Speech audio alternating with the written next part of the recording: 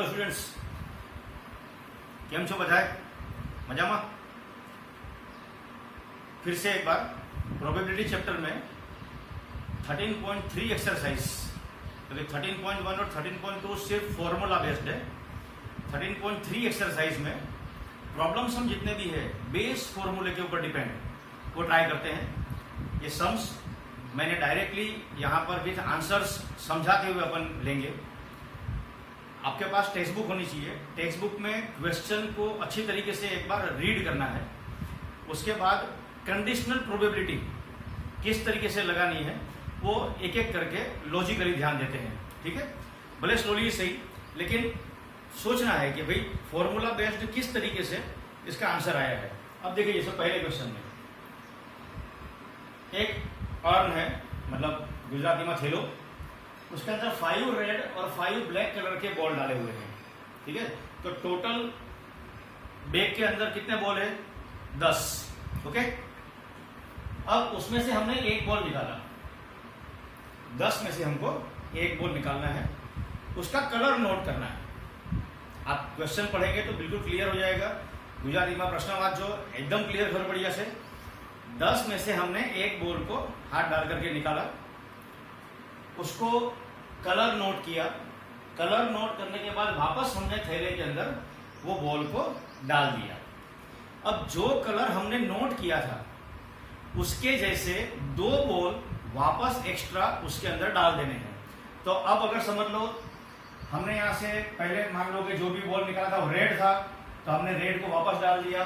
10 के 10 ball as it is है, लेकिन हमने रेड के 2 बॉल डाल दिए, तो हमारे पास अभी टोटल बॉल अंदर कितने हो गए? 12। सपोज अगर ब्लैक कलर का बॉल निकला होता और हमने अगर वो ब्लैक कलर का बॉल वापस डाल दिया होता तो वापस तो थैले के अंदर 10 ही बॉल थे, लेकिन फिर से मैं ब्लैक कलर के 2 बॉल एक्स्ट्रा डाल देता। इसका मतलब हुआ कि फिर से अंदर बॉल कितने हैं? 12। तो जो 2 कंडीशन है, पहली कंडीशन में क्या है कि जब आपने रेड कलर का बॉल सिलेक्ट किया था तब आपके बॉक्स के अंदर अभी हो गए थे 7 रेड और 5 ब्लैक। ओके, लेकिन जब दूसरी बार जब आपने या फिर पहले जब मैंने चांस लिया था तो जब ब्लैक कलर बाहर आया था हमने बॉल वापस डाल दिया, तो ब्लैक कलर का बॉल आने पर अब तुम्हारे पास थैले के अंदर थे 5 रेड एंड 7 ब्लैक। दोनों कंडीशन में थैले के अंदर 12 ही है। ठीक है, अब प्रोबेबिलिटी समझ लो। सबसे पहली कंडीशन, एक बॉल निकाल के वापस डालने पर जब तुम उसमें से कोई बॉल को बाहर निकालते हो तो प्रोबेबिलिटी हाफ इंटू, क्योंकि हम 2 बार ऐसा करेंगे। ठीक है, 2 बार करेंगे मतलब 2 में से एक चांस लेना है हमें, तो हाफ इंटू। अगर रेड बॉल बाहर निकला होता तो मुझे तो कंडीशन किसकी चाहिए? मुझे कंडीशन रेड बॉल की ही चाहिए। ठीक है, तो रेड बॉल की कंडीशन क्या है? टोटल हमारे पास कितने बॉल है? 12 और रेड कितने हैं? 7। चॉइस प्लस सेकेंड कंडीशन, अगर ब्लैक बॉल निकला होता, हमने 2 ब्लैक बॉल वापस डाल दिए होते, फिर से 12 बॉल हो गए होते, तो अब हमारे पास 5 रेड 7 ब्लैक है। लेकिन मुझे प्रोबेबिलिटी किसकी निकालनी है स्टूडेंट? रेड की ही निकालनी है। तो फिर से हाफ चांस, क्योंकि तुम सेकेंड टाइम चांस ले रहे हो, लेकिन 12 बॉल में से अभी कितने बॉल का चांसेस है? 5 का ही चांस है। क्यों? क्योंकि इसमें रेड बॉल कितने हैं? 5 ही है। मतलब दोनों कंडीशन में मुझे रेड बॉल ही निकालने थे। अगर रेड बॉल निकलता तो 7 और 5, ब्लैक निकलता तो 5 और 7, लेकिन फाइनली मुझे कंडीशन क्या दी हुई थी? रेड कलर का बॉल निकलना चाहिए था। तो अभी दोनों में से 1/2 कॉमन निकाल लो। 7/12 प्लस 5/12 1 ही होता है, इसीलिए आंसर आएगा 1/2। ओके, इस टाइप के क्वेश्चन इंपॉर्टेंट होते हैं। अगर 3 थैले होते या 3 अलग अलग अगर टर्म्स होते तो हम प्रोबेबिलिटी लिखते समय 1/3 1/3 1/3 सामने मल्टीप्लाई करते। 2 थैले अलग अलग होते तो पहले तो थैला चॉइस करने का भी प्रोबेबिलिटी आती है कि भाई ये पहला बैग चूज करो, तो 1/2 इंटू अब उसमें से कंडीशन क्या है। ठीक है, ऐसे ही बहुत इंपॉर्टेंट क्वेश्चन बेस फॉर्मूले का, जो ये फॉर्मूला बाकी सभी क्वेश्चन में काम आएगा। हम बार बार वो फॉर्मूला लिखेंगे नहीं, लेकिन देखिए फिर से 2 हमारे पास बैग है। पहली बैग में 4 रेड और 4 ब्लैक बॉल है, टोटल 8 बॉल है। दूसरे बैग में 2 रेड और 6 ब्लैक बॉल है, मतलब उसके अंदर भी 8 ही बॉल है। हमने इसमें से एक बॉल निकालना है, और कौन सा बॉल निकलना चाहिए? रेड कलर का बॉल निकलना चाहिए। तो सबसे पहली बात, तो बैग को सिलेक्ट करो, अब उस बैग में से रेड कलर का बॉल, तो half into red 4, total 8 plus choice क्यों? अगर सेकंड बैग हाथ में आया तो सेकंड बैग में भी रेड कितने हैं? 2, और टोटल कितने हैं? 8। तो हम इसे सबसे पहले नाम दे देंगे कि भाई पहले बैग चॉइस करने की प्रोबेबिलिटी कितनी है। So let E1 be the event for choosing the bag. E1 एक संभावना है बैग चूज करने की, तो PE1 1/2, PE2 1/2। हमने पहले बैग सिलेक्ट किया, पहले बैग में से रेड सिलेक्ट करने का चांस क्या है? 4/8, 4 रेड है, क्योंकि मुझे रेड कलर का बॉल चाहिए। दूसरे बैग में से रेड सिलेक्ट करने का चांस क्या है? 2/8, मेरे पास आंसर आएगा 1/4। हमने ये बैग में से रेड सिलेक्ट किया, मतलब कि रेड बॉल सिलेक्ट होने की प्रोबेबिलिटी क्या है? तो हम रेड बॉल सिलेक्ट करने की प्रोबेबिलिटी देंगे PE1 into PA/E1 plus PE2 into PA/E2, जो हमने यहाँ लास्ट में फॉर्मूले में लिखा है। ये मेन इंपॉर्टेंट है। बैग सिलेक्ट किया, इंटू उसमें से रेड बॉल निकाला, दूसरा बैग सिलेक्ट किया, उसमें से रेड बॉल निकाला। तो डिनोमिनेटर एक कंडीशन है पूरी की पूरी कि भाई हाँ, बैग में से रेड बॉल निकलने की प्रोबेबिलिटी कितनी है। जैसे डिनोमिनेटर, अब कंडीशन क्या लिखी है? कंडीशन लिखी है कि वो रेड बॉल फर्स्ट बैग से होना चाहिए। PE1 इंटू PA/E1, मतलब न्यूमरेटर में क्या आएगा? लास्ट कंडीशन क्या दी? जो बैग में से बॉल निकला, कंडीशन अप्लाइड, वो पहली बैग का होना चाहिए। ये रहा पहली बैग, PE1 PA/E1। हम यहाँ पे वैल्यू पुट करके आंसर निकाल सकते हैं। इसका कैलकुलेशन में यहाँ नहीं लिख रहा, क्योंकि ये फॉर्मूला बहुत काम का है। अब ये फॉर्मूले को ध्यान से देखिए, E1/A का मतलब था वो रेड बॉल की कंडीशन E1 पहले बैग से होनी चाहिए। सो PE1/A इक्वल टू, इसमें हमको वैल्यू पुट करनी है। PE1 1/2 इंटू A/E1 कितना था? 1/2 प्लस नहीं है यहाँ पर, डायरेक्ट ये मल्टीप्लाई डिवाइड है। PE1 1/2 into 1/2 plus 1/2 into 1/4। इन सब में से 1/2 को कैंसिल कर दो, आंसर आ जाएगा 1/2 डिवाइडेड बाय 1/2 प्लस 1/4 कितना होता है स्टूडेंट्स? 1/2 प्लस 1/4 3/4। ये हो जाएगा 1/2 इंटू 4/3, आंसर इज 2/3।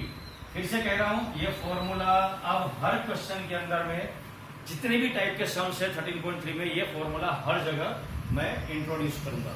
ठीक है, इसी फॉर्मूले के बेस के ऊपर मैं सम सॉल्व करूंगा। Let's move toward the third सम।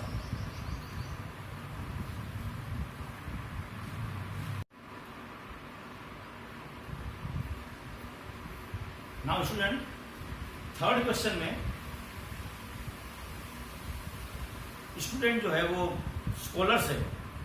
कुछ लोग हॉस्टल में रहते हैं और कुछ लोग हॉस्टल में नहीं रहते हैं। उनमें से हमने एक स्टूडेंट को सिलेक्ट करना है।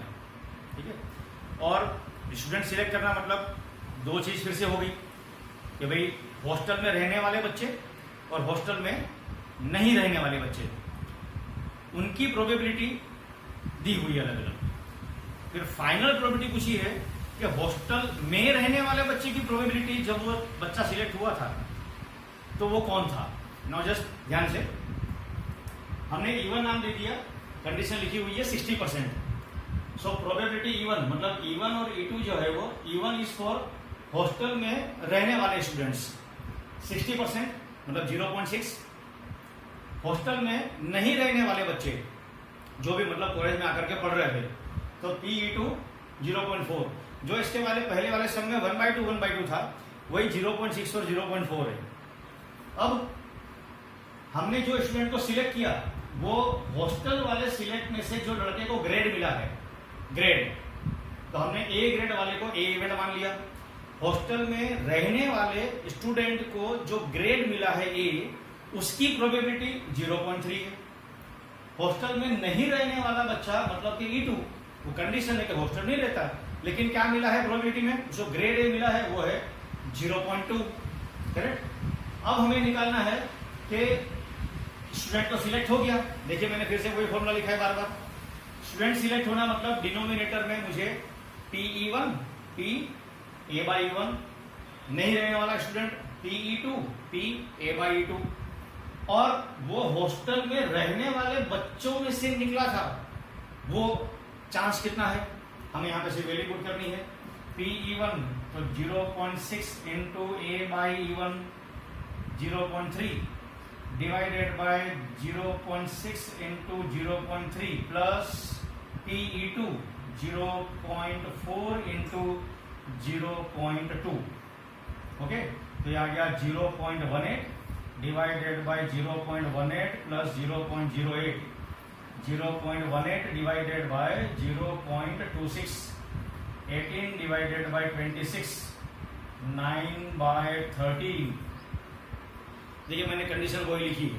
करेक्ट। ऐसे कई टाइप के एग्जांपल्स हो सकते हैं। ओके गाइस, इसको भी पढ़ने का शौक है। नाउ चौथे क्वेश्चन को ध्यान से देखते हैं। फोर्थ क्वेश्चन में कुछ लोग प्रॉपरली आंसर करेक्टली दे देते हैं और कुछ लोग आंसर गैस करते हैं। ठीक है, गैस का मतलब गैस नहीं स्टूडेंट, गैस GUESS, अंदाजा लगाना। कई बार होता है ना कि मैं तो टप्पा मार के आया, अरे सब आंसर राइट गए, जय माता जी जय माता जी जय माता जी। ठीक है, लेकिन वो चीज यहाँ छोड़ करके यहाँ ध्यान देते हैं। Even is the event that student knows the answer correctly. 3/4 दिया हुआ क्वेश्चन में, मैंने पहले कहा आप एक बार क्वेश्चन रीड करो फिर एक्सप्लेनेशन देखना, आपको प्रॉपर सब चीजें मिल जाएगी। PE2 जो लोग गेस करते हैं उनकी प्रोबेबिलिटी है 1/4।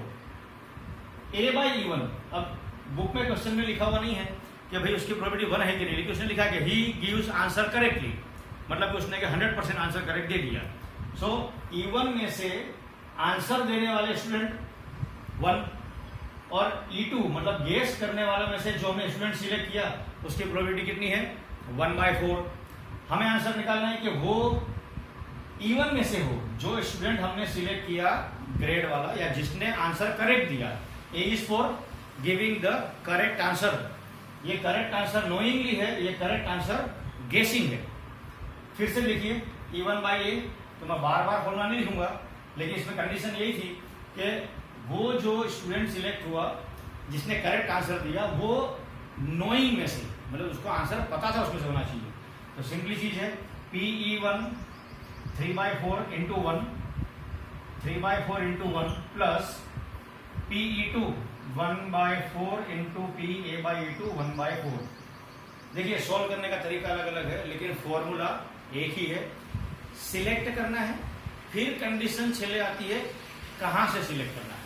ओके, तो इसको सॉल्व करने पर आ जाएगा 3/4 divided by 3/4 plus 1/16, 3/4 divided by, इसको 4 से इंटू करेंगे तो 13 डिवाइड बाय 16, उल्टा कर देते हैं 3/4 इंटू 16/13, 4 से कट जाएगा 12/13। वेरी इंपॉर्टेंट बेस फॉर्मूला, पहले बेसिक सिलेक्शन, फिर क्या दिया है, छेले किसने से फाइनल प्रोबेबिलिटी निकालनी है। Okay guys, let's move toward the fifth question.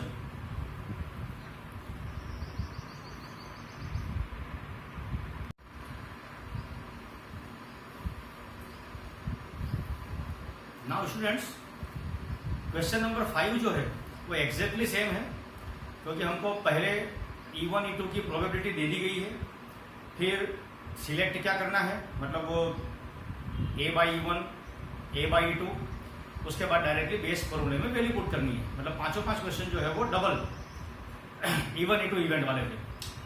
Next 6th और 7th क्वेश्चन एक बार और देखते हैं, जिसमें 3 इवेंट है। इसके बाद के सभी क्वेश्चंस 2-2 इवेंट वाले हैं। ओके, अभी 6th क्वेश्चन में क्या दिया हुआ है, 3 सिक्के हैं। सिक्के समझते हैं ना, ठीक है। तो नेचुरली पहले हमें सिक्का सिलेक्ट करना है, तो सिक्के अगर 3 है अनबायस्ड है तो उसकी प्रोबेबिलिटी पहले सिक्का सिलेक्ट करने की होगी। तो तो सिक्का सिलेक्ट करने की प्रोबेबिलिटी 1/3, क्योंकि 3 सिक्के हैं। सो PE1, PE2, PE3 1/3 दिया हुआ है। ओके, अब इसमें से पहला सिक्का जो है उसमें दोनों बाजू हेड है। क्वेश्चन ध्यान से पढ़िएगा। 16 पिक्चर तो देखी होगी तुम लोगों ने, करेक्ट। अमिताभ बच्चन, इधर भी विक्टोरिया उधर भी विक्टोरिया, करेक्ट। अब ये सिक्का उछलेगा और मुझे हेड आने के चांसेस चाहिए, तो नेचुरली उसकी प्रोबेबिलिटी तो 1 ही होगी, ठीक है। 16 नहीं दिखा हो तो देख लीजिएगा आखिरी का सीन जो है। उसके बाद धर्मेंद्र चुन चुन के मारता है, चुन चुन के। लेकिन हम यहां देखें, सेकंड सिक्का जो है उसमें 75% टाइम्स हेड आता है। अब पहले सिक्के में तो कंपल्सरी हेड ही आना था, सेकंड सिक्के में लिखा है कि 75% टाइम हेड आता है, मतलब 3/4 हुआ। और तीसरे सिक्के में हेड आने के चांसेस है 1/2, क्योंकि अनबायस्ड है। उछालूंगा या तो टेल भी आ सकता है या हेड भी आ सकता है, करेक्ट। तो 1/2 चांस होगा। अब मुझे निकालना ये है कि वो जो सिक्का निकला वो पहले वाले, मतलब 2 हेडेड में से हो। अगर कॉमन सेंस है, 2 हेडेड में से पूछा तो हमने E1 लिखा, 75% लिखा तो मैं यहाँ पे E2 लिखता, अनबायस्ड लिखा होता तो मैं यहाँ पे E3 लिखता। लेकिन नीचे का पूरा फॉर्मूला सेम टू सेम होता, क्योंकि सिक्का सिलेक्ट तो करना ही है। ये सिक्का सिलेक्ट कंडीशन है, किसमें से यहाँ पे। अब हम यहाँ पे वैल्यू पुट करके आंसर इजीली निकाल सकते हैं। मैं जस्ट यहाँ पे वैल्यू पुट कर रहा हूँ, पूरा आंसर सॉल्व नहीं करता। PE1 जैसे यहाँ पे 1/3 आएगा इंटू 1, यहाँ पर भी 1/3 into 1 plus 1/3 into 3/4 plus 1/3 into 1/2। सब में से 1/3 कट कर दो तो 1 divided by 1 plus 3/4 plus 1/2, 1 plus 3/4 plus 1/2। मैंने ना किया फिर भी मैंने सॉल्व कर ही लिया। अब एलसीएम यहाँ पे मैं लूंगा 4, जो ऊपर चले जाएगा तो यहाँ पे आएगा 4 plus 3 plus 4 divided by 11। Okay guys, अब ऐसे ही 3 वाले में एक और चीज है, ठीक है। हम बार बार एक ही क्वेश्चन को सॉल्व कर रहे हैं। इसके बाद बीइंग ए साइंस स्टूडेंट, आप सोचिएगा सभी के सभी 12 के 12, 13 के जितने भी क्वेश्चन है सब एक ही टाइप के हैं, करेक्ट। वो सिर्फ बेस फॉर्मूले में पहले एक बंच सिलेक्शन और उसके बाद उसमें से सिलेक्शन और लास्ट में पूछा जाता है कंडीशन किसमें से चाहिए, that is called as a base formula. Driver से स्कूटर वाले 2000, कार 4000 और ट्रक 12000। तो टोटल हमारे पास ड्राइवर्स जो है वो 12000। E1 अगर मैं स्कूटर सिलेक्ट करता हूं तो 2000 डिवाइड बाय 12000 1/6। कार सिलेक्ट करते हैं तो 4/12 1/3 और ट्रक वालों को सिलेक्ट करते हैं तो 1/2। तो हमारे पास ये PE1, PE2, PE3 आ गया। अब उसमें से क्या है, A/E1 दिया हुआ है टेक्स्ट बुक में 0.01, 0.03 और 0.15। उसमें से मुझे निकालना है कि कंडीशन स्कूटर वाले होने चाहिए। अब स्कूटर वाले हैं तो E1, कार वाले होते तो ऊपर E2 का पोर्शन लिखते और ट्रक होता तो E3 का पोर्शन लिखते। ये सभी वैल्यूज यहाँ पुट करके हमें आंसर्स निकालने हैं। यानी हम ये देखते हैं कि एक्चुअली प्रोबेबिलिटी चैप्टर में पूरा के पूरा एक बंच दिया होता है। एक ही टाइप के क्वेश्चन किस तरीके से अलग अलग फॉर्मेट में सॉल्व हो सकते हैं, करेक्ट। पहले बंच सिलेक्शन और उसके बाद फिर उसमें से सिलेक्शन, करेक्ट। फिर चले पूछते हैं कि ये अगर 3 आइटम या 2 आइटम अलग अलग थी तो फर्स्ट में से कितना, सेकंड में से कितना या थर्ड में से कितना। That is simply called as a base formula. तो आपको हमेशा ये फॉर्मूला लर्न होना चाहिए, करेक्ट। 2 इवेंट पूछा है तो आपके पास ये 2 इवेंट है। पहले इवेंट से पूछा हो तो E1 आएगा, दूसरे में से पूछा हो तो E2 आएगा, क्योंकि इसके बाद के क्वेश्चन में सेकंड बंच में से पूछे हुए क्वेश्चन है, करेक्ट। वीडियो में इतने क्वेश्चंस अच्छी तरह से रीड करने के बाद, समझने के बाद बाकी के आंसर्स जो है मैं आप लोगों को इमेज के फॉर्म में भेजूंगा ताकि आप उसको अंडरस्टैंडिंग अच्छे से कर सकें, करेक्ट। 13.3 exercise probability.